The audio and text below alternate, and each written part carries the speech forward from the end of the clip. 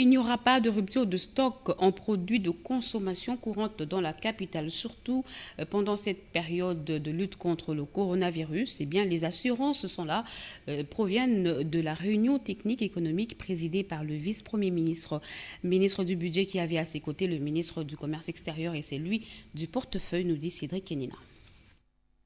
Une séance de travail qui se tient dans le respect strict des mesures de prévention contre les Covid-19.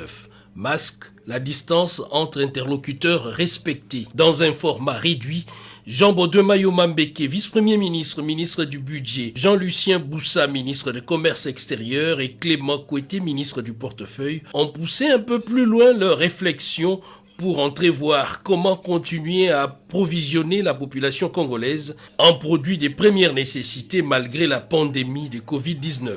Cette démarche, voulue par les premiers ministres Sylvestre Ilunga, rencontre ici la volonté du chef de l'État Félix-Antoine Tshisekedi pour le bien-être de tous. Nous devons nous rassurer que l'offre de biens et produits de première nécessité est toujours garantie à la population afin d'éviter la pénurie. Vous savez que c'est le souci du président de la République, chef de l'État, son Excellence Félix-Antoine Tshisekedi Tshilombo, qu'il y ait moins de dégâts, sinon pas de dégâts, dans la gestion de cette pandémie qui est déjà entrée dans notre pays. Ces membres du gouvernement central comptent poursuivre leurs entretiens dans 48 heures et les conclusions seront transmises au chef du gouvernement pour approbation.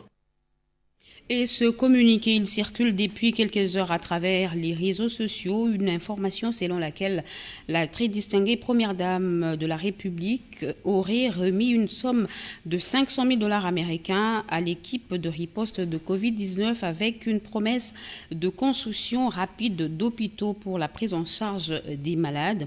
Le bureau du conjoint du chef de l'État, cabinet de la première dame, tient à informer l'opinion que ces informations sont fausses et erroné. Il préconise par ailleurs que, tenant compte du caractère sérieux de cette pandémie, la propagation des rumeurs en cette période sensible pourrait amplifier la désinformation et compromettre ainsi les efforts déjà entrepris par les autorités compétentes dans la lutte contre le Covid-19. Tout communiqué de presse de la cellule de communication de la Première Dame est lu en primeur sur les antennes de la chaîne nationale de la RDC et diffusé dans les canaux numériques officiels.